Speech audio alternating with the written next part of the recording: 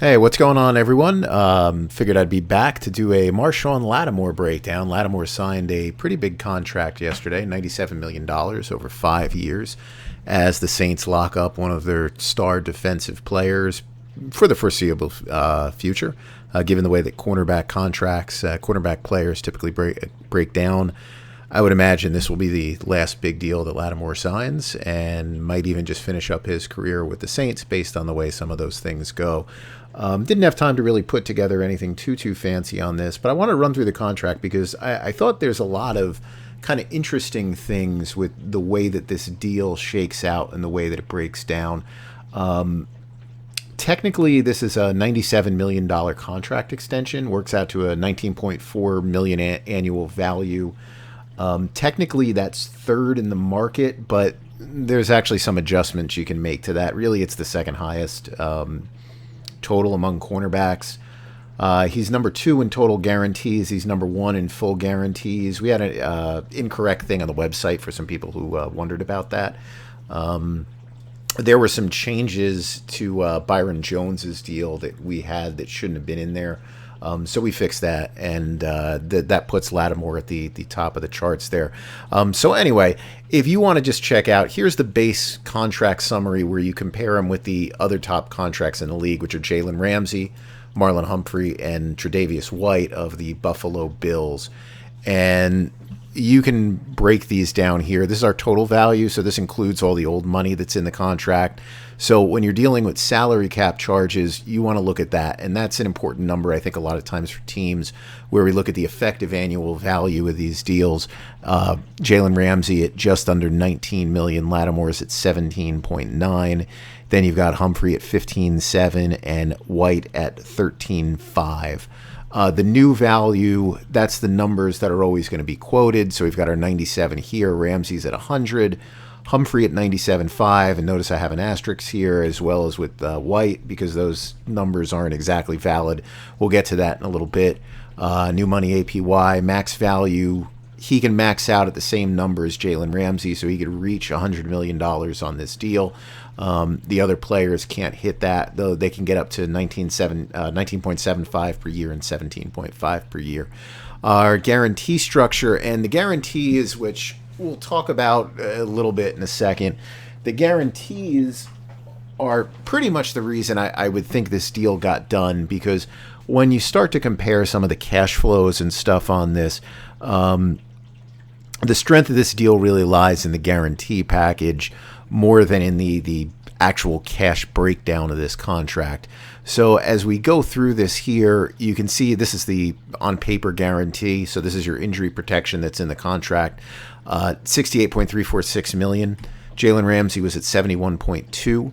Humphrey's at 66.9, and White was at 55, but his only a 4-year deal. But it does have 6 total years in it, so it is comparable in that respect to the Lattimore and Ramsey deals. Full guarantee, 44.35, 43.7 for Ramsey, 39.9 for Humphrey, and 36.7 for White. You can look at the percentages of guaranteed to see, again, how this is pretty strong. This is the percent of the contract, 63.4, 62.6, 61. White's is higher because White's is a shorter-term contract, so that helps him out a little bit more. Plus, it's a lower money deal comparatively. But if we look at the guarantees per year, when you look at years given up, Lattimore stands out very much here with 11.4 compared to 11.9 for Ramsey. Full guarantee per year, 7.4 to 7.283. So we have some numbers here that are pretty eye-popping, I think, when it comes to the guaranteed salary. And the guaranteed salary is something that I think is becoming more and more a point where teams are kind of giving in. And again, we'll get to that in just a minute, but the way that I look at this contract, I look at those guarantee numbers, and you can kind of start to see trends that are going on in the NFL right now.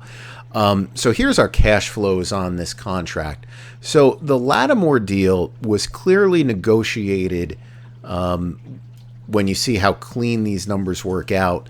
not based on his on-paper salary, which this year was $10.244 million, but actually including the 17th game. So based on the 17th game, he would have made, I think it's 602,888. Let's see. Yeah, an extra 602,588 this year, so an extra $600,000. So they were already putting that into the contract numbers that you get here. So that's how we get to $97 million. Jalen Ramsey, it wasn't an issue. His contract was done in 2020, his rookie contract. So these numbers are legitimate right here. With Humphrey and White, they didn't include that in there. They were not negotiating based on what that 17th game salary would be, which is the same 602,588 as Lattimore. So when we present these contracts, when we talk about these contracts, we kind of talk about them with the intent of the negotiation, but this is a whiff for both of these two. You know, they cost the players about $600,000 by not getting that 17th game check. The Ravens did give that up, I believe, for Mark Andrews recently. So that was not a team-wide thing. So that was just a miss there. The Bills, I think, have been stingier with that 17th game check on like pure contracts. Not, they did something for Diggs, but that was kind of a bring down on his salary. So in any event, they were kind of misses for those. So I adjusted those numbers for the 17th game, and that really gives us a fairer comparison of how you would look at these contracts, comparing apples to apples. And this 17th game thing is going to be a pain because not everybody's doing it. The better agencies are doing it. There's a lot that are not. And that makes it sometimes difficult to compare. But you can see where the deal here is not necessarily as strong. And it's very clear that they're working off the Ramsey numbers to try to just eke out numbers over Ramsey on the front end of this. So you can see his new money that he's going to get this year is not very impressive compared to what the other players got. Humphrey and White blew away the market. This is a strategy that's being used by Buffalo and Baltimore right now, where they are front-loading cash for the players in the contracts, and in return, they're hoping to get value on the out years of the contract, which are years 3, 4, and 5. So in all the cases with those players, those teams are putting a lot of money in up front, and they're saying, we're definitely going to have these guys for the long haul, but they're not doing the same kind of guarantee packages and that kind of stuff. That's a little bit of the protection they get in there. And if the players do pan out and hit these years 3, year 4, year 5, you get a little bit of a bargain at these turn years because the cash drops down. But you can see, Humphrey's $37.4 million through year 1. Ramsey's at 30, Lattimore's at 31. White, on a much lower contract, is at 35. Again, we've got almost $48 million for Humphrey through year 2. We've got White, at a couple million a year less, is at 45.46. So he's basically just under Lattimore and above Ramsey. So this is really strong here, and this was not something that the Saints ended up doing. And in lieu of that, the guarantee package, I think, is what made up for it, which we'll see. But you can see how close these numbers run to Ramsey. Ramsey got 30, he's getting 31. Ramsey got 45, he's getting 45.5. Then we get to 62, 60.5. So this is where Ramsey jumps ahead. And we see that there's a consistent little gap between the 2 years, 3, 4, and 5. But they were willing to go higher on the cash in those first 2 years, and they would get a little bit lower on the back end to get him under Ramsey because they didn't want to go over the Ramsey numbers here. Where we look at the running adjusted APY, so that this is what the values are per year. And again, you can see first year cash, which we just went over here. Those columns are the same. Second year, we got a 22.75, 22.5, 23.9, and a 22.7. And this is where in year 3, where we start to make our turn, we're at 20.2. Humphrey starts to drop off a little bit. Then we drop down to 19.625 and 19.4. So Saints' value in these deals comes if he plays in year 4, year 5. Not much different than the Ramsey contract here. The value on these deals comes 3, 4, 5, and 3 and 4. When we get into the guarantee structure, and this is really where I wanted to focus on this. So this is the way that his guarantee breaks down. We talked about this over there on the last slide here, but new guarantee 57.5, new full guarantee at 33.5. So the percent that's new is 59.3, 34.5% is full. New guarantee per year 11.5, new full guarantee per year 6.7. Those are strong numbers. We look at the vesting schedule, and this was a point that was driven home in a lot of the reports. So clearly, this was the big winner for why this deal got done. So he's got 44,346 guaranteed at signing. Next year, the first year of the contract, he gets another $12 million guaranteed. So 82.4% of his entire guarantee is locked in by March of 2022, which is technically the first extension year of his contract. In March of 2023, he gets the final $12 million vested, and that locks it out. So within 2 years, he's got protection all the way through 2024 on his salary. And this is really the big change that's going on with a lot of these star players. I guess teams, they're not looking to drive the prices, up as high in terms of annual values. But where I mentioned the Bills and the Ravens are willing to make concessions on the cash side, the majority of teams are willing to make concessions on the guarantees. And what we're getting now are actual true 3-year guarantees. We'll look at the salary cap numbers in a minute and how it breaks down. But the way that his guarantees break down, he's basically guaranteed 22, 23, and 24 more or less at signing. The way that the deal breaks down, it would be very hard for them to kind of get out of those, barring a trade. That's different. But it would be difficult for them to get out of those. So these are actual real 3-year contracts, which has not been the case in recent history, where most deals are really 2-year contracts. And what we would see would be the first 2 years of a contract guaranteed, a lot of times a small signing bonus like this one. This one has a small signing bonus as well.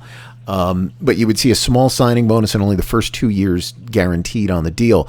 The 3rd year guarantee wouldn't kick in until the 3rd year. And that kind of made it worthless. It made it so you didn't earn it. If you stunk, you were going to get cut. This locks in early. So we're seeing this more and more to where these 3-year metrics that people talk about all the time, which quite frankly have been meaningless for the last 5, 6, 7 years, I think are really coming back into play now with deals like this one. So as you look at the vesting guarantee comparison, so this is our full guarantee here. So you can see by year 1, he's got this $56.4 million that's fully guaranteed. Ramsey is only at 51.2, Humphrey's at 44.9, and 41.7 for White.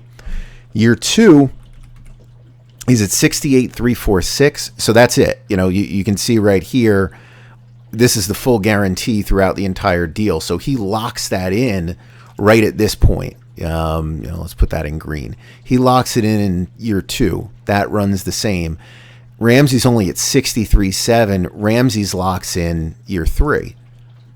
So there's an opportunity for some of that money to maybe disappear for him. Same thing here. Numbers lock in year 3 and actually year 4. This is a much more traditional style with the guarantee structure. This one locks in year 3. He's only got 1 year left on the deal. So the injury guarantees in these, the big eye-popping numbers, are completely legitimate in Lattimore's contract. They're a little bit less so in all of the other player deals. Here's our new guarantee comparison. So we pull the old money out of the contracts. This is based on those adjusted salaries that I mentioned before. So this is an adjusted new guarantee to keep everything similar. And so we can see he's got 45.5 by year 1, and then he locks in at 57.5. And Ramsey, and I think this is, I would almost guarantee that this is done on purpose, if you look at the new guarantee on the Ramsey deal, I'd be surprised if this is coincidence. It also maxes out at 57.5. And this is something I talk about a lot. We don't discuss new money guarantees, and I don't know why that's the case. Realistically, that is kind of the way that we should be looking at these deals, and more often than not, we don't. And the reason for that is that the numbers are not as eye-popping. Lattimore, in fact, his guarantee that $10.244 million, $9.3 million of that was paid out in June, or promised to him in June. It wasn't paid out then. I don't know when it's fully paid out, but it was earned back in June. That's actually a really long time to be rolling that into a stated guarantee. Using the new guarantees, it doesn't make a difference because we're taking that out of there, but it does make these numbers look a lot bigger. Because they rolled in stuff that had already been paid. Now, traditionally, that is the way that it works in the NFL, but most of the time, we've seen those deals come down where a player has like a training camp roster bonus and they sign 2-3 weeks later. There's a pretty big gap between June and September. So anyway, we can go here now with the 54s on here, and then the 42. Which kicks in here for Tre'Davious White. So you can see how strong these numbers are for him, given the scope of the contract and where everything ends up. And the last thing that I really wanted to look at here was just to compare apples to apples. We take the 4-year cash numbers that we looked at here, 4-year adjusted cash we used. And, we calculated the percent of that's guaranteed by year. So at signing, he's got almost 43% guaranteed. The next highest player was 37. He has 58% of it guaranteed through year one. Next highest player is at 46. He's got 73% through year two. That locks in. And you can see that that's a higher number than Ramsey peaks out at. And it's clearly a much higher number than these two players. So in terms of the amount of money that's guaranteed as well, relative to the size of the contract and the payout schedule on the contract, these are great numbers for him. And this is why this deal got done. The other stuff on it's not really exciting. The guarantees, which I'm not crazy about, but the guarantee structure on this is much more exciting than other facets, I think, of this contract. And the last thing that we'll look at here are the salary cap numbers and the salary cap breakdown of this deal. So it's pretty standard contract. You can see this is your prorated money that's in there. That's from the roster bonus and the signing bonus. You've got the paragraph 5 salaries and the roster bonuses. So the salary cap hits here 4.4, 27.5, 17.85, 18.35, 21.35, and 18.5. And very clearly, this number is going to be changed, and we'll change that in a second. But the first thing is, based on the structure of the deal and the way the contract's broken down, this would be the dead money that exists in March before the guarantees would kick in. Obviously, this one's at signing, so that doesn't matter.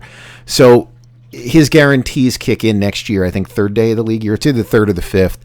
So to cut him before that would be $40 million on the cap. They would owe him this. They would owe him this. They'd also owe him 2.5 on that. So you'd only save 12.5 in cap, and you'd be paying him ridiculous amounts of money to go away. So he's not getting cut there. When you get to 2023, if they leave the contract as is, you're looking at $25 million almost in dead money. That would be a loss of 6-7. Plus, you'd be cutting him a check for $12 million. Doesn't mean you can't trade him. The trade numbers at that point are reasonable. So if they don't restructure the deal, they have left themselves avenues to trade if things go south. We know they're going to be good in 2021, I think at least. You probably think you're going to be competitive in 2022, but then you see where things go in 2023. And the way things are here, you would only be looking at $10 million dead on a trade. So that's just something to kind of keep in mind there. When you get to 2024, you're looking at an 18.7, and $12 million of this would be guaranteed already. So you'd be paying $12 million in cash to go away just to break even on the cap. Not likely. So realistically, you're looking at a 2025 as the year where it's going to happen. Now, the thing is, this contract is clearly set up to restructure. The Saints' salary cap situation next year is pretty bad. Typical for the Saints. So we know they're going to restructure this to bring that number down. The question just is, how far do they go in there? So the first thing I would guess is you would take out this roster bonus, would be my guess as to where that would go. And you would divide that equally over the 5-year period. You can see that there's that year that's in there. So that should be an extra $3 million if I type that in right. Yep. So, we can just run that down. And we'll add that in there. And let's see. And so, so those numbers would stay the same. So you would say, I got to add this. I knew I didn't do something right. I think I did it there. I did it there. Since there was nothing there, I didn't set this one up properly. So if they go on the restructure on this deal, you can see that it does change the complexion, because at that point the trade is gone. So the trade in 2023, if you went there, you'd be looking at 22 dead on a $20 million cap hit. So basically, I think if the team is looking to keep its trade potential open, they would not restructure the deal next year. But it's kind of hard to see with their salary cap situation any possible way that they would be able to do that. And you can see here how the numbers change dead money wise. If they do that, and this is one of the reasons why it's I think a pretty nicely constructed contract. It clearly locks him in, even if some of those guarantees were to void, and really it locks him in on the 4-year, where this has only got a $12 million guarantee. This number is so high that you pretty much have locked in the $15 million. So in a sense, the way that the deal is built to line up for that contract restructure really brings that guaranteed money up to about $71 million. That's pretty much locked in just based on the dead money alone as for how that would be. And, if they went even further, let's say that they converted 8 million of this.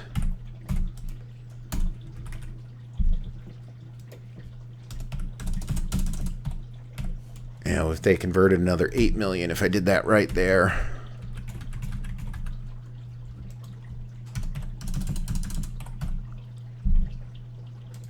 And you can see again how the numbers change. Your dead money is 32.5. You're clearly locked in for your 2024 salary. Your trade is minimal at that point. So you're clearly locked in, and you're never going to lock in 25, 26. But I think the way that this is designed does an exceptional job of really getting him the full 3-year and getting actually a little bit more protection beyond just the stated guarantee, just based on structure alone. So that's how the deal breaks down. I think it's a pretty nice contract for him. I don't think he would have done much better than this in free agency. I mean, there's always a possibility. You never know things that could change, or if there's another deal on the horizon somewhere that kind of sets the market on fire. But the Saints get some stability in on their planning for next year. They have a lot of big free agents, Armstead, Winston, Marcus Williams, and it would have been Lattimore as well. There's only one franchise tag you can use. They had no salary cap flexibility if you're using franchise tags. So this gets them to where they can get him down all the way down to a $9 million cap hit next year, which is much lower than whatever the franchise tag was going to project to be. I forgot to actually look that up.